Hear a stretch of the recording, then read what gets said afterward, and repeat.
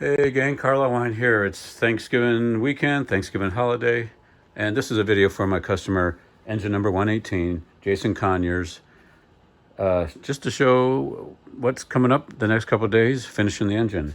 Cylinder heads finally came in.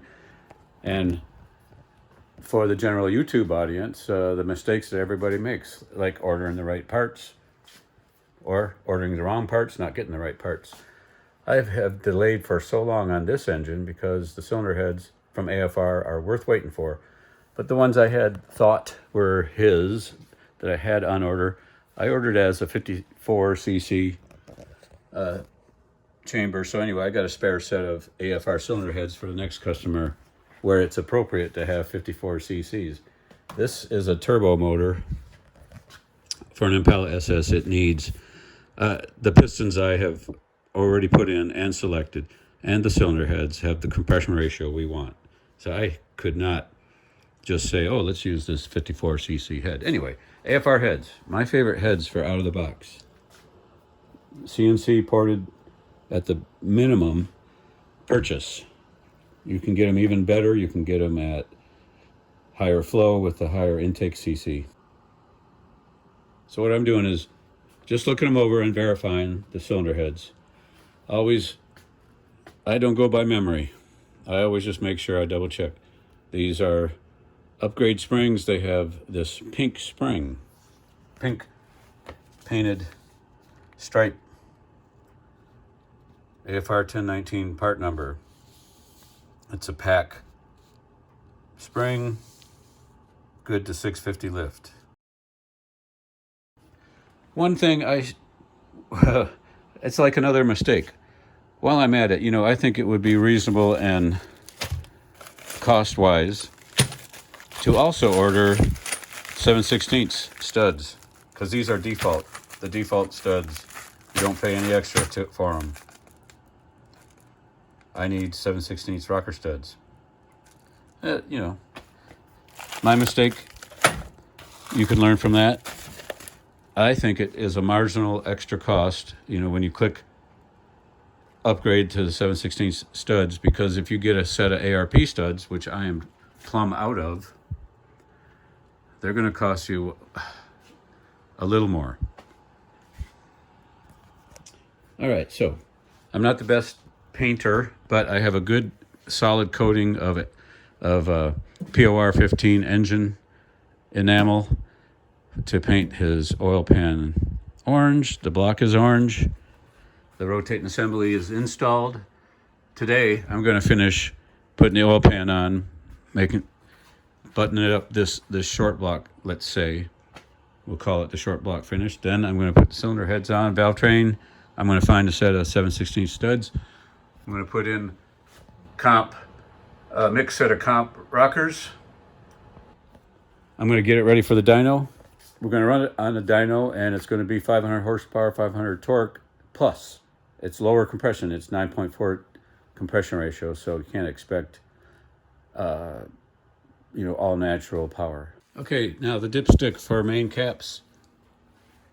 A stock dipstick hits, and a lot of people, believe it or not, delete the dipstick. There's nothing wrong with that. Nothing wrong with deleting the dipstick.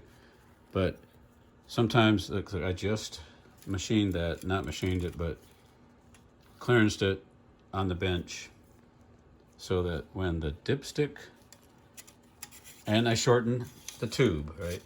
So when the stick is coming up, it is not going to go over here and get hit by the rods. It's going to follow. It's going to either go, to the right and then just go right up, and then I'll put the windage tray in to make sure it goes through the hole.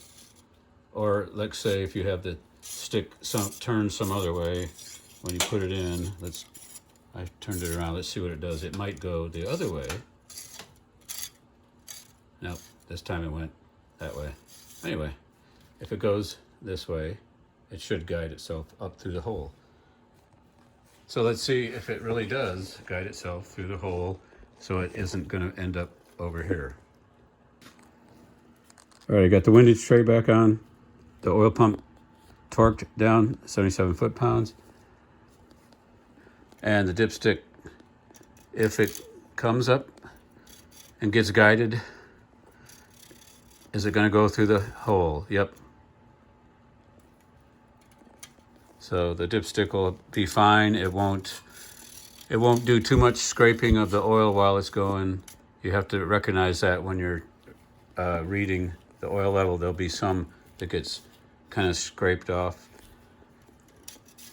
But the important thing is that the dipstick doesn't be misguided and then go up and under. You know, up and under, and then sometimes they end up over in front of, and they just break off. It needs to go into the hole right there. So shorten the tube, make a little relief in the cap. That's really all you have to do. You know, you've seen me in the past make this hole bigger. That's another way to do it if you just aren't having any luck. This hole can be bigger so that it can pass through and then not go to the side, left or right. Carlo, I know 9 engines. Take care.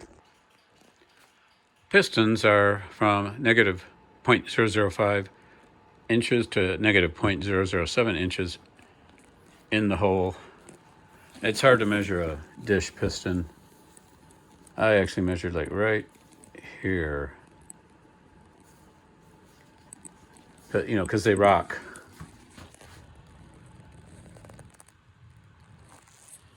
If it's square, it's square enough. If it's out of square, it's like a little, like say a little bit, I guess, you know,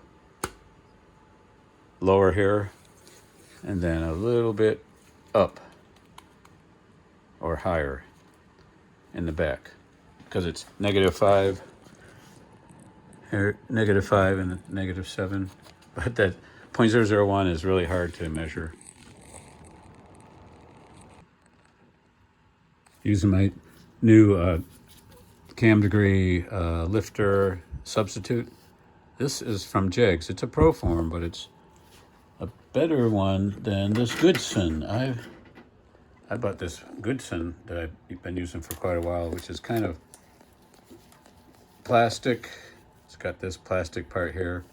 It worked well enough, but it would wobble in the bore like that.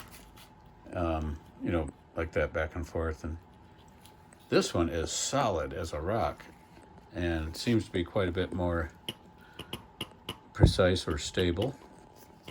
Let me see, get it out of the bore here. Come on, out of the bore. Yeah. It uses that O-ring right there, a close fit.